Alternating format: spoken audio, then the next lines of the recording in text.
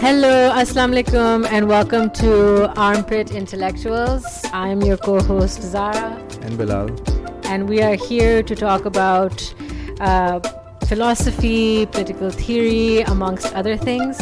And for our first episode, we've decided to talk about Eqbal Ahmad, whose death anniversary was very recently, earlier this month. And so, Bilal, why have we picked Eqbal Ahmad, and who was he? Well, Eqbal Ahmad was a writer, academic, and a political scientist. He was born in Bihar, India, and later moved to post-partition Lahore, Pakistan.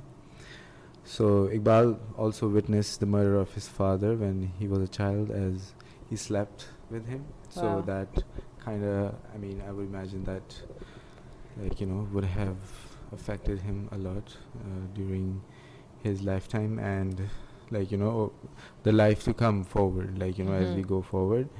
I think it would affect, as we see going forward in this podcast, would affect him a lot. And as it's also important to notice that why he was killed.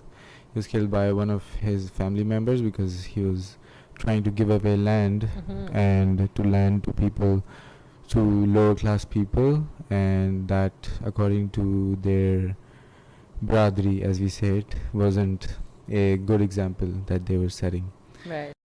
Regarding this, this traumatic event that had occurred in Iqbal's life, there's something that he had said that regarding this, which is that class is more important than blood relationship, and that property is more dear to people than friendship or loyalties. So, that seems like it must have really affected him, right? Yes, of course, yeah. And you can see later on what he did, happen in his career, I guess. His anti-nationalist stance of it. And the whole, his question against partition and everything. Yeah. Right. And it's interesting because according to Stuart Shar, I think that's his name, Iqbal's mother was a close friend of Gandhi's, and I feel like Gandhi and Tagore were large influences in his life personally because of their, seemingly anti-national stance. Although I think Iqbal had changed his opinion on Gandhi later. Okay. But he had also remarked that he found it, interesting that Tagore, who was an anti-nationalist, ended up writing the national anthems for two nation states, one being India and one being Bangladesh. Didn't end up writing it, but was his... adopting it. Adopting it, yes, exactly. Yeah. So that's pretty interesting. And we'll get into Iqbal's thoughts on partition shortly. But just to continue giving, a bit of an introduction on Eqbal Ahmad and who was he and what his life sort of looked like. So after this, horrible, horrific witnessing act of violence that Iqbal had witnessed, uske baad Iqbal went to FCC, Foreman Christian College in Lahore. I believe he had obtained his undergraduate in economics or something of the sort. And he also had a short stint in the army, right? Right, yeah. Just for, I think, 65, I think. Okay, in interesting. 65, yeah. So I think he was just that was just not a long... Right. Yeah, it's like a stint. It's like a gig. Right. Phir uske baad he went to Occidental College in the US, which is a liberal arts college. I think he studied something related to US history. And then he went to obtain his PhD from Princeton. And it was during this time, he went to Princeton, phir uske baad he went to New York, and he became quite good friends with Edward Said. Actually, it's interesting that, you bring up Edward Said, because that is the person who would later become the friend of Eqbal Ahmad, who would take him to Palestine and make him meet the PLO's leader back then, Yasser Arafat. Although he didn't at the point... at the time wouldn't agree with Yasser Arafat's tactics, and he would say that this resistance should only be political rather than it shouldn't be an armed struggle, because it's because Israel had become like a mighty army, which the heathen or most of these intellectuals didn't think Right. that they can win against. Did they meet in So- Palestine or in Beirut? Maybe in Beirut, yeah, not in Palestine. I just think Yeah, in Beirut, yeah, in yeah, Lebanon, okay. because Edward Says was he was Palestinian, he was in Lebanese, but yeah, they would meet in Beirut. right. Correction. Correction We had there. this, correction right Just there. a minor correction, Minor everybody. correction. Okay, cool. Okay, so so his time in US would Mhm. also lead him to a like become very politically active, and then being involved in a Harrisburg 7 trial, if you want Mhm. to talk about that. Yeah, for sure. I think that was definitely a pivotal moment in Iqbal's life. I think it also set a precedent for leftist politics in the US at that time. So, from what I understand, Iqbal was giving a talk. I can't remember where exactly, but this was during the time of the Vietnam War. So Iqbal was very involved in protests against the Vietnam War. तो उस वक्त he was giving a talk, and he was charged along with others. So they were known as the Harrisburg 7. So 7 लोग थे. They were charged with participating in a conspiracy to kidnap National Security Advisor Henry Kissinger. Henry Kissinger. He passed away recently, right? Right. Okay. And bomb steam tunnels underneath government buildings in Washington, D.C. So that's what apparently the conspiracy was. But eventually the jury was not persuaded, and the Harrisburg 7 were acquitted of the charges, and it was labeled as a mistrial. And during that time as well, Stuart Shar, who's a professor in New York, I think at the City University of New York, I'm not sure, but he was a very good friend of Iqbal's, and he said that, during this time, a lot of people mobilized during this trial for the Harrisburg 7, and they had raised $300,000 approximately for the trial. Interesting. Yeah, so I do feel that this, set like a historical precedent. And, it brought Iqbal into the limelight of the American dissident left because of his protest against Vietnam, and cementing his, reputation as kind of like this thinker on power, politics, and internationalism. So you said dissident left. What's dissident left? So, I mean, I would classify dissident left. So there's like the left, obviously, right? And then dissident left is kind of like हमारी थोड़ी जो है ना ये पंजाब की जो अवाम है उनके लिए थोड़ा आसान करके समझा दीजिए कि ये dissident left क्या चीज़ है जी? आप बिल्कुल सही कह रहे हैं, बिल्कुल सही कह रहे हैं. तो हाँ, dissident का मतलब, dissident, like kind of like, a rebel almost. Okay.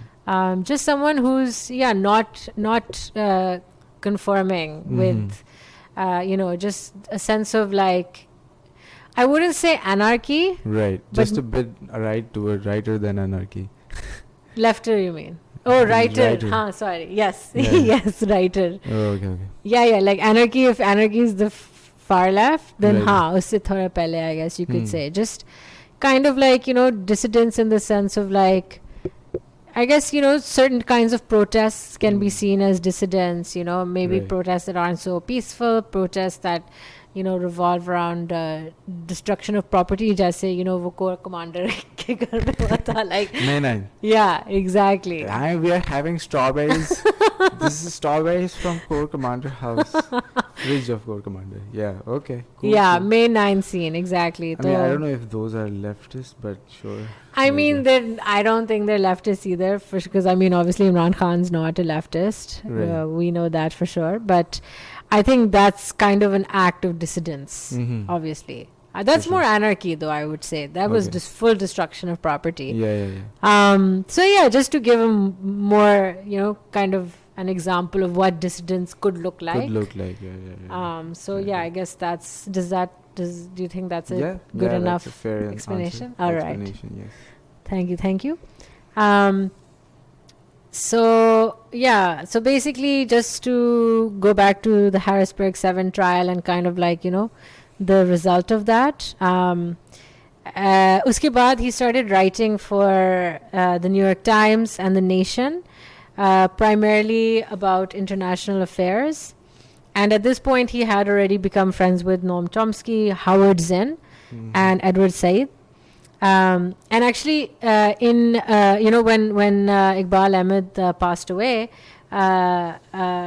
Edward Said had eulogized him as perhaps the shrewdest and most original anti-imperialist analyst of Asia and Africa. Interesting. Yeah, so he was definitely held in very high regard as someone who was, discussing, politics Right. in Asia, in Africa, like, especially, he had said a lot and done a lot, I think, regarding Algeria, right? Right. So yeah, so I mean, I agree. He was very, like, a shrewd and also very, I would say, very cunning and very brazen, like, analyst who would, like, shout, or not shout, but like call out the American, like even the American army, and also the war again in Indochina War of 1962, I think. And that also, his whole analogy of how it affected the whole of Asia still is. And so yeah, so like that, like later on, like his research did take him to like Algeria, and he did a comparative study of like Moroccan and Tunisian labor unions, and in Tunis, like in Tunisia, he became like sort of amalgamated with Algerian resistance movement against France. And he was also working alongside key members of the Algerian Nationalist Party in exile. जो exile में थे, right? Right. That time also like proved to be formative to his understanding of revolution, contrary to the standard account of the War of Independence as solely a triumph of guerrilla warfare. I mean, he was also like his idea of getting involved in the Algerian independence was sort of his regret, or his sort of regret, and sort of the trauma he was carrying from partition. So like he would get involved in the Algerian independence because he saw it as something, fighting for something that he can, rather than something that he was part of, but like it didn't end up well, like it got into sort of like a partition state of India. Right. So he was also looking at it like something that he would save, rather than that he couldn't save, which was the partition of India. Say yeah. So yeah, which brings us to partition, I guess. Do you wanna maybe shed light on his, maybe we were also talking about Gandhi and Jinnah, and like his ideas about that, and what he thought about them. Yeah. Yeah, I think he was pretty into the idea of Hindu-Muslim unity, na? Like he was very, I would say anti-partition, na? Or anti-nationalist. So obviously, partition के बाद जो nation state of Pakistan or India जो अलग-अलग हुए, obviously he wasn't into that, and I can't say for sure if he was pro-Gandhi, like Gandhian ideology. Yeah. But I know that, his mother was friends with Gandhi. Gandhi went to, where, he went to Bihar. He went to his village, I guess, when he was doing like a tour during these anti-partition movements, protests. Right. And, throughout his life, Iqbal had argued that political leaders must resist the temptation to resort to what he called as vulgar nationalism. Vulgar nationalism, and what's that exactly? I think what he was referring to was, he called it an ideology of difference. So like this idea ke like, hum Hindu hai, hum Muslim hai, ke like, okay, huh. Just this idea कि हम अलग हैं. अलग हैं, yeah. You know, he was against that. Mm-hmm.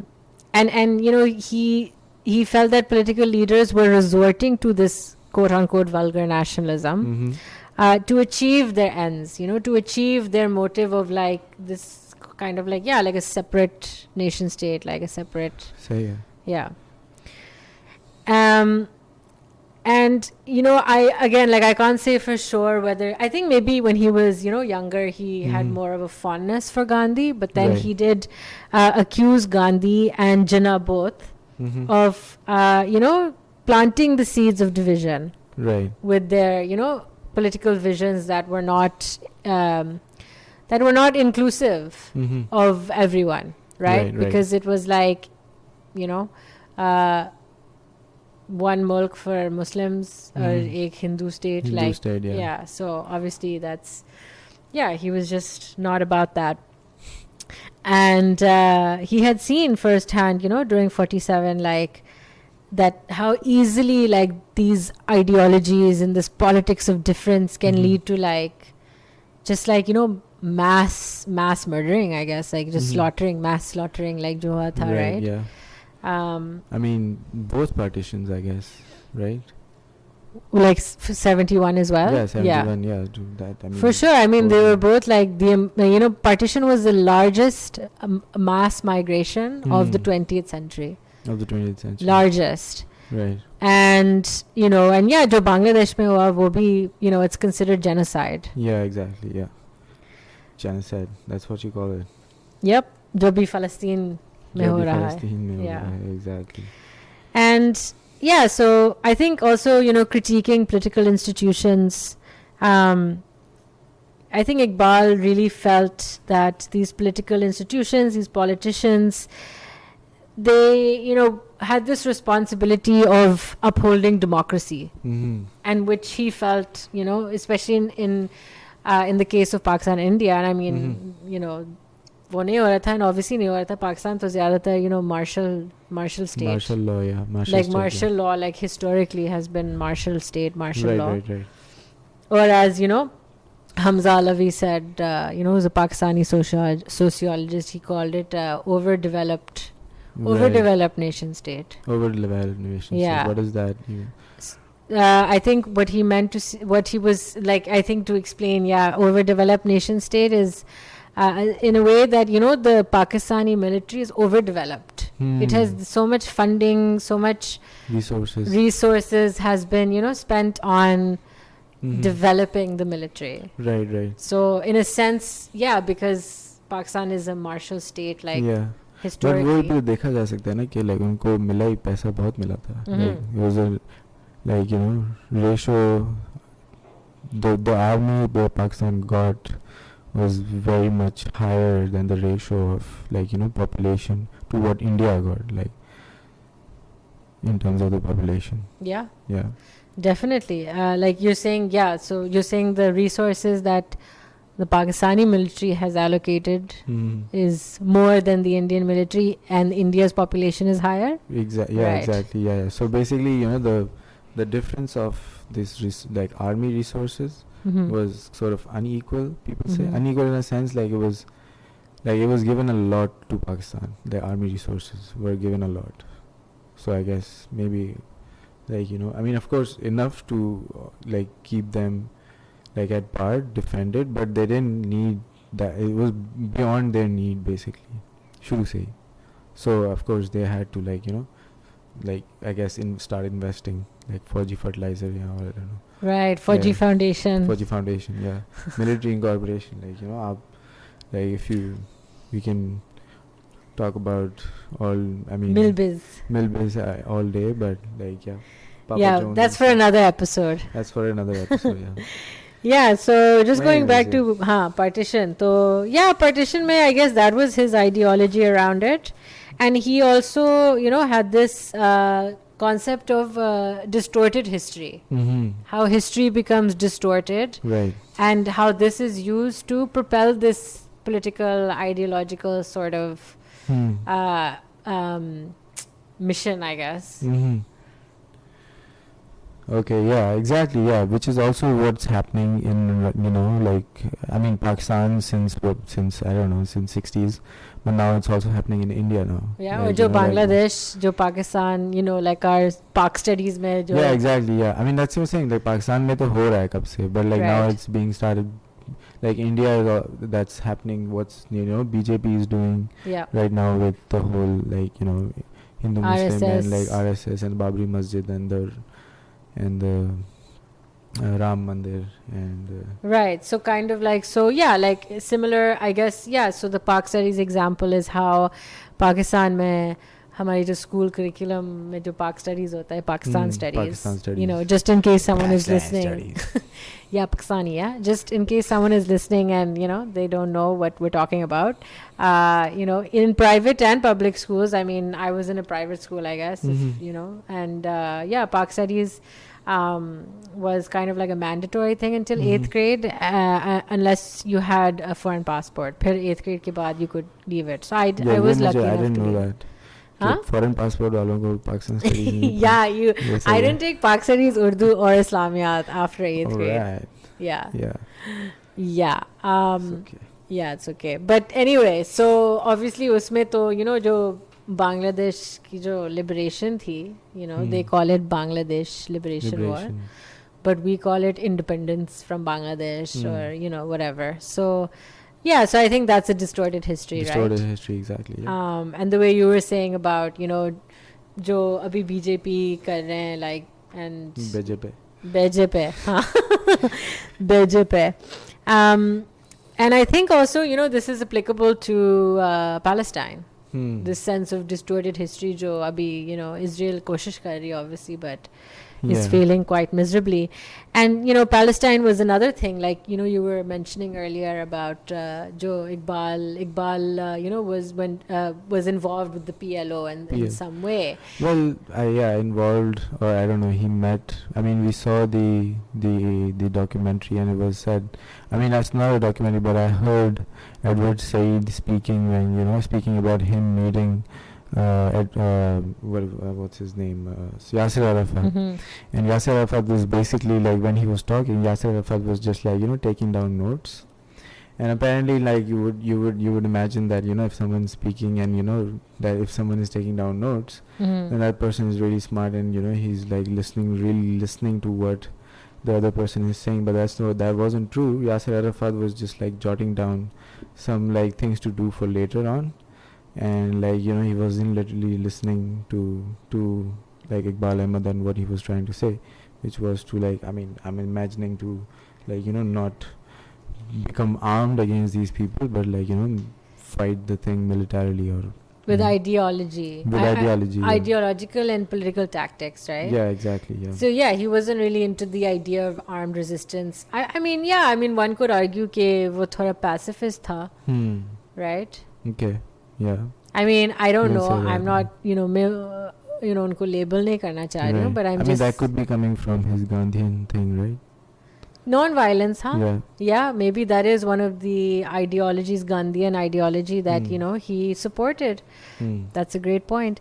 And, it's interesting also because on this topic of distorted histories, I had read, I cannot remember where, but I had read that Najm Sethi, who, I'm sure if Pakistanis are listening, they know who that is. But Najm Sethi is a Pakistani journalist, quite well known for things other than journalism as well.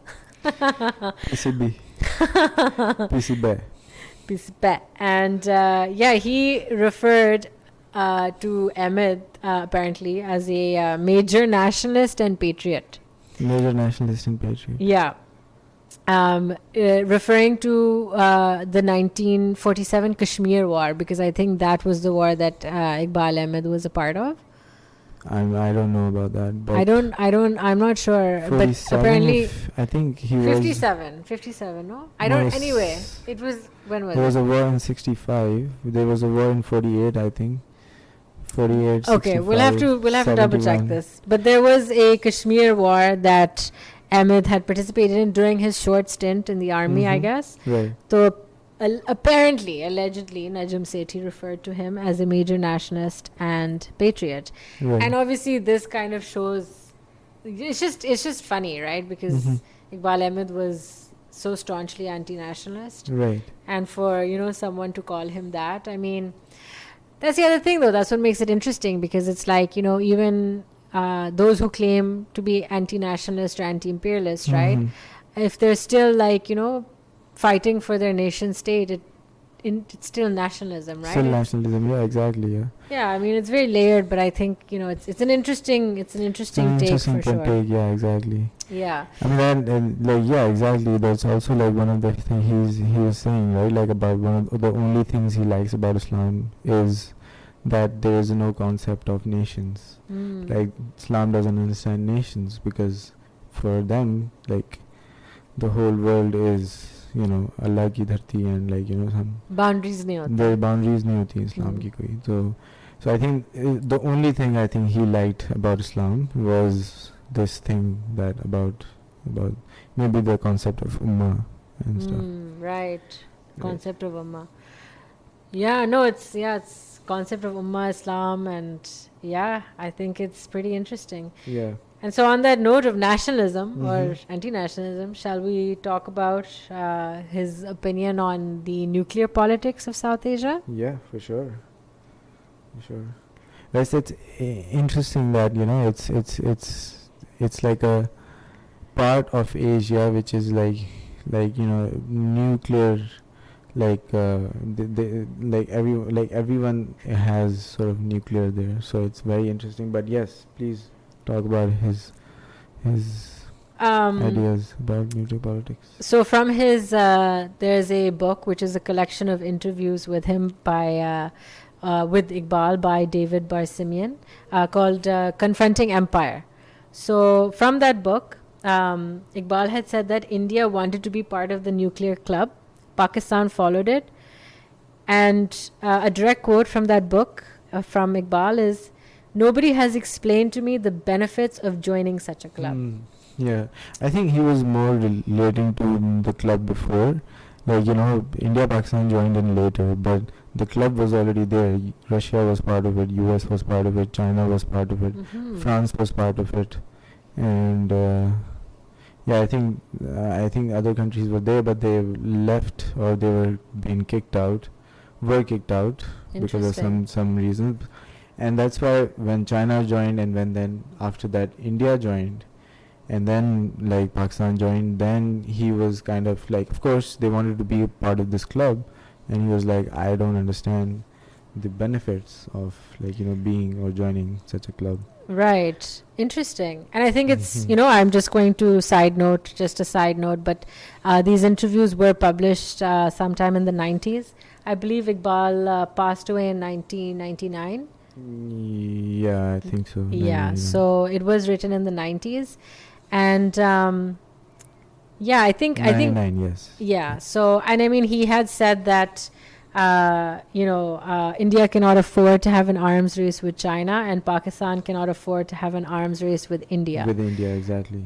And that's exactly what they're doing right now. Yeah, I mean, today India and Pakistan both are competing head to head, right? Yeah, with like 164 to 170 nuclear heads. So, but according to Wikipedia, they have the same amount, which I think is 170, which is pretty funny. It doesn't matter. Of course, it's Wikipedia. Yeah, it doesn't matter if it's 70, 80, or I mean 2 or 3 here, then it doesn't matter. It's like the point is they're just like competing. Exactly. Yeah. And it's pretty also like from these interviews, like from this interview on the nuclear politics of South Asia, Iqbal had said something that gave me this very strong sense of existential dread, and which is reality, of course, which is the reality that if India and Pakistan were to go head to head in a nuclear war, Iqbal had said that the destruction that this could bring in South Asia, and all of the world is beyond imagination. Like, it could literally destroy, like kill everybody. And, it's just, it's wild to think, honestly. It's out of this world.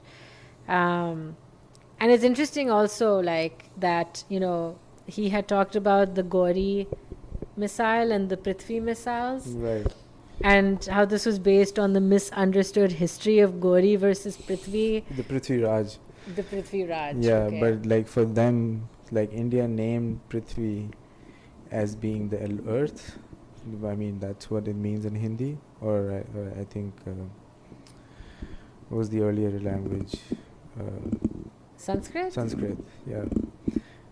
But they took it. Pakistanis took it that they're naming it for like on Prithvi Raj, which was one of the, I think Rajput kings. Okay. Who Gauri defeated. I think he was the I think followed by Ghaznavi. I think he was the Abbasid ruler. Achha. I'm not sure, but like Gauri was someone who was the Muslim conqueror, okay. like who defeated Prithvi. So they named their missile as Gauri. Wow, that's pretty sad. Like Yeah, and yeah, काफी अफसोस क्योंकि they put it as a Muslim bomb. Yeah. They made it that it's like it's Muslim. The bomb itself is Muslim. Right. Yeah. And it's probably not circumcised. Yeah, that's what he said. Like Yeah. it's not circumcised. It's not a Muslim bomb because first of all it's not circumcised. It's not circumcised. So yeah, that was Eqbal Ahmad, I think. I think in summary, as the topics that we wanted to cover that we felt were important. Mm-hmm. And yeah, I mean, after his very full and interesting life, towards the end 90s में वो पाकिस्तान वापस गया था, I guess, Islamabad. Right. And he had this dream of opening a university, a liberal arts social sciences university, Khalduniana. Right, Khaldunia, exactly. But it's pretty tragic conclusion to that dream. Mm-hmm. Yeah, so the dream basically Nawaz Sharif, had granted Iqbal like a piece of land to make this university, but that apparently when Benazir's government came in, Zardari, it was reported that Zardari seized the land to build a golf course and a club. So yeah, that's our, ये हमारी जागीर में ये लिखा हुआ है. Yeah. हमारी विरासत में ये लिखा हुआ है कि ज़रदारी हर चीज़ कब्जा कर ले. Exactly. 10%. 10%, Mr. 10%. of that Khaldun. 10% of that Khaldun. Of that cartoons. Bilkul. So yeah, we hope you enjoyed this episode on Eqbal Ahmad. We felt it was important to speak about him, given that he is a radical and